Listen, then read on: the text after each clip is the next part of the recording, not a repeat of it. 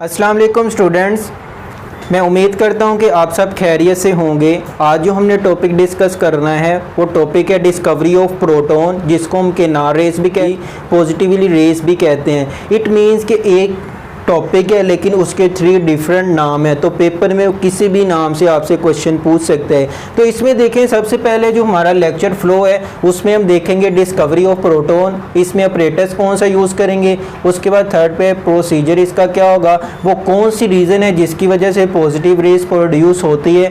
Fifth पे हमें क्या, और लास्ट पे हम देखेंगे प्रॉपर्टीज़ ऑफ पॉजिटिव रेस के पॉजिटिव रेस की प्रॉपर्टीज़ क्या होगी। स्टूडेंट, सबसे पहले हमारे पास डिस्कवरी आइगन गोल्डस्टीन साइंटिस्ट था जिसने 1886 में प्रोटॉन को डिस्कवर किया इन the form of positive raise. तो ऑपरेटर्स कुछ यूं है कि हमने सेम वही ऑपरेटर्स यूज करना है जो हमने यूज किया था डिस्कवरी ऑफ इलेक्ट्रॉन में, लेकिन इसमें एक स्पेसिफिक डिफरेंस ये है कि हमने जो कैथोड यूज करना है उसमें क्या होने चाहिए, स्मॉल होल होने चाहिए। जैसा कि आप देखें, ये हमारा कैथोड है, कैथोड के ऊपर चार्ज नेगेटिव है, इसमें यहाँ पर स्मॉल होल हमने यूज किए। ऑपरेटर्स क्या है, हमने डिस्चार्ज ट्यूब ली, डिस्चार्ज ट्यूब में गैस को फिल किया, गैस को फिल किया 0.01 टॉर्क प्रेशर पे। उसके बाद इसमें 2 इलेक्ट्रोड है, एक को एनोड का उस पे पॉजिटिव चार्ज है, दूसरे को कैथोड का उस पे नेगेटिव चार्ज है, और एक वैक्यूम पंप है जो इसमें से सारी एयर और वाटर के वेपर्स को बाहर निकाल देता है और इसमें जो प्रेशर है उसको मेंटेन करता है।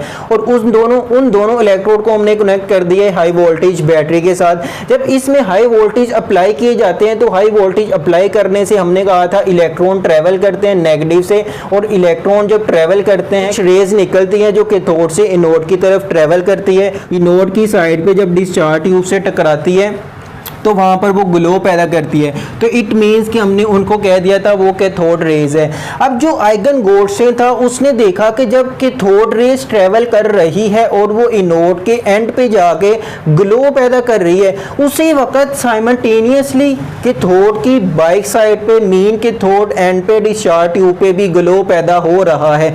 उसने कहा कि उसने एक्सप्लेन इसको यूं किया, उसने कहा जब कैथोड रेज जा रही है दरमियान में गैस के मॉलिक्यूल मौजूद हैं। गैस के मॉलिक्यूल्स जब न्यूट्रल होते हैं, मॉलिक्यूल के साथ जब ये इलेक्ट्रॉन स्ट्राइक करता है, इलेक्ट्रॉन स्ट्राइक करने से क्या होगा, इलेक्ट्रॉन जब स्ट्राइक करेगा, स्ट्राइक करने से वो इसके ऑर्बिटल में से भी इलेक्ट्रॉन निकाल लेगा। जब इसके ऑर्बिटल में से इलेक्ट्रॉन निकाल लिया, वो मॉलिक्यूल पॉजिटिव कैटायन में कन्वर्ट हो चुका है, और उस पॉजिटिव कैटायन में कन्वर्ट होने की वजह से वो पॉजिटिव एनोड के ऊपर पॉजिटिव चार्ज है, इसके ऊपर भी पॉजिटिव चार्ज आ चुके हैं, पॉजिटिव रिपल्शन होगी, और in the form of canal rays या पॉजिटिव रेस में वो यहाँ से रिपल्शन होने की वजह से वो कैथोड की तरफ मूव करना शुरू कर देते हैं। और जब वो मूव करते हैं तो मूव करते करते वो कैथोड के इन होल से पास होते हैं, पास होकर जब वो डिस्चार्ज ट्यूब से स्ट्राइक करते हैं तो वहाँ पर रेडिश ग्लो पैदा करते हैं, फ्लोरेसेंस देते हैं। इट मींस कि कैथोड रेस भी प्रोड्यूस हो रही है,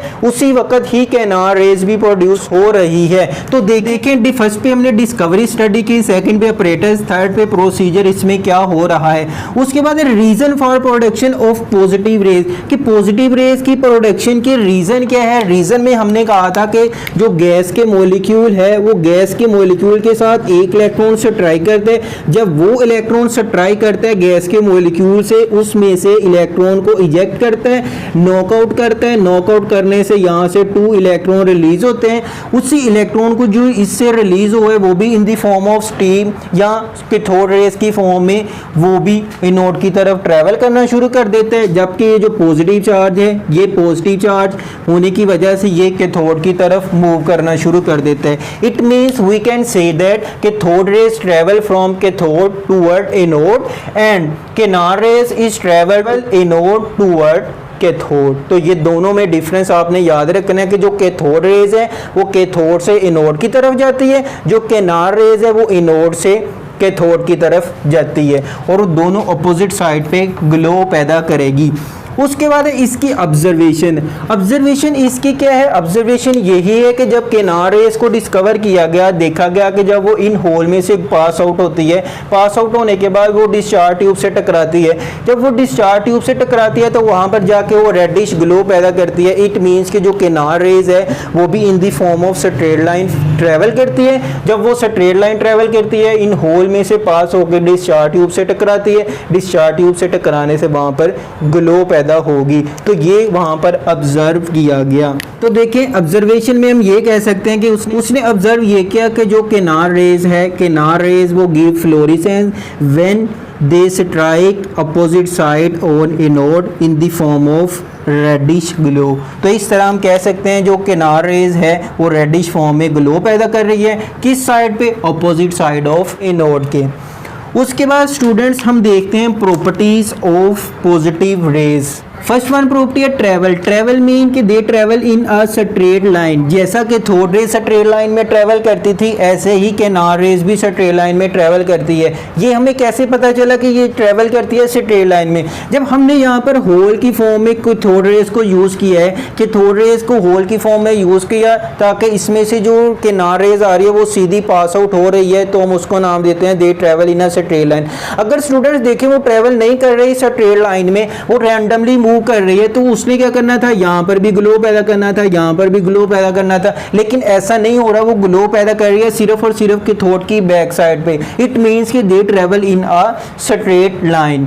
उसके बाद सेकंड प्रॉपर्टी है डिफ्लेक्शन। जब इसी के ऊपर भी इलेक्ट्रिक फील्ड और मैग्नेटिक फील्ड को अप्लाई किया गया, तो वहां पर भी देखा गया कि इलेक्ट्रिक फील्ड और मैग्नेटिक फील्ड अप्लाई करने से डिफ्लेक्शन शो कर दिया। जैसा हमने कि थॉट रेज में पढ़ा था कि अगर मेरे पास ये डिस्चार्ज ट्यूब पे मैग्नेटिक फील्ड मैं नीचे रखता हूं तो वो नीचे की तरफ बेंड होना शुरू हो जाते हैं, और मैं इलेक्ट्रिक फील्ड में ऊपर अप्लाई करता हूं तो ये ऊपर की तरफ जो रेज निकल रही है वो ऊपर की तरफ बेंड होना शुरू कर देती है। अगर मैं दोनों की क्लोज कर देता हूं तो वो बिल्कुल स्ट्रेट पॉइंट पे ट्रैवल करना शुरू कर देती है। ऐसे ही कुछ यूं केनार रेज के साथ भी है कि अगर आप इलेक्ट्रिक फील्ड अप्लाई करते हैं या मैग्नेटिक फील्ड अप्लाई करते हैं तो वो बेंड होना शुरू कर देती है, जिसकी वजह से हम इसको कह देते हैं कि इसमें भी इलेक्ट्रिक फील्ड और मैग्नेटिक फील्ड अप्लाई करने से वो डिफ्लेक्शन को शो करती है। उसके बाद थर्ड है फ्लैश, कि थॉट रेज फ्लैश पैदा करती है जब हम मेटल यूज करते हैं जिंक सल्फेट। हम मोबाइल कैमरा में देख लें या दूसरे कैमरे में देखते हैं, जिसमें क्या होता है थोड़ी सी विजिबल लाइट पड़ती है और वो विजिबल लाइट को इतनी ज़्यादा वो लाइट में कन्वर्ट कर देते हैं। उसकी रीज़न क्या है? Visible light zinc sulphate metal के ऊपर फॉल करती है। जिंक सल्फेट मेटल के ऊपर फॉल करने से वो बहुत ज़्यादा ग्लो पैदा करती है, जिसकी वजह से वो जो थोड़ी सी लाइट है वो बहुत ज़्यादा लाइट में कन्वर्ट होकर उसको फ्लैश में कन्वर्ट कर देती है। तो ऐसे ही जो विजिबल लाइट है वो एज आ यूज़ करते हैं हम किसको? केनार रेज को, ताकि वो वहाँ पर जाके फ्लैश पैदा करे।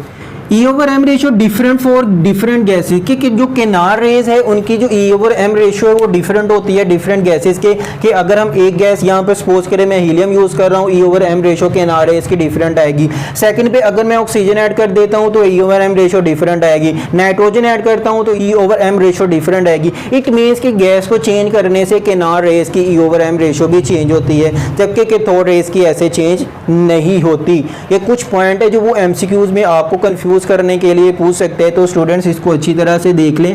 सेकंड पे E over M value is maximum. E over M value is maximum when we use hydrogen gas in a discharge tube, so the E over M ratio is maximum of canal rays. तो इस तरह canal rays की E over M ratio maximum होती है जब हम hydrogen gas को use करते हैं डिस्चार्ज ट्यूब में।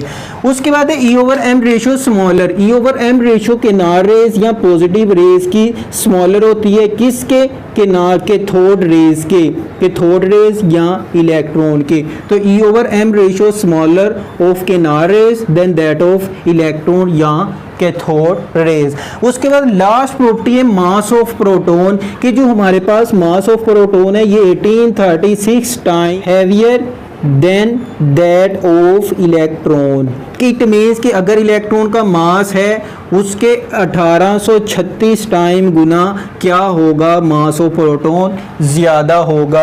अब स्टूडेंट्स लास्ट पे देखें कि वो साइंटिस्ट जिसने इन केनार रेज को और पॉजिटिव रेज को नाम दिया प्रोटॉन का, तो वो साइंटिस्ट था Rutherford. Rutherford was the scientist who name the canal rays और positive rays as a proton. Rutherford was the scientist who name as canal rays और positive rays as a proton. तो ये important MCQs है जो अक्सर वो paper में पूछते हैं कि जो प्रोटॉन को किसने नाम दिया था, किनार रेज से प्रोटॉन को किसने नाम दिया था, तो वो साइंटिस्ट का नाम है रदरफोर्ड। स्टूडेंट्स, मैंने प्रीवियस लेक्चर में आपसे एक क्वेश्चन पूछा था कि जो कि थर्ड रेज है उसको कब डिस्कवर किया गया। उसको डिस्कवर किया गया था 1836 में। तो स्टूडेंट्स, मैं उम्मीद करता हूं कि आपको इस लेक्चर की समझ आई होगी। अगर फिर भी कोई कन्फ्यूजन हो तो आप कमेंट बॉक्स में मुझसे क्वेश्चन पूछ सकते हैं।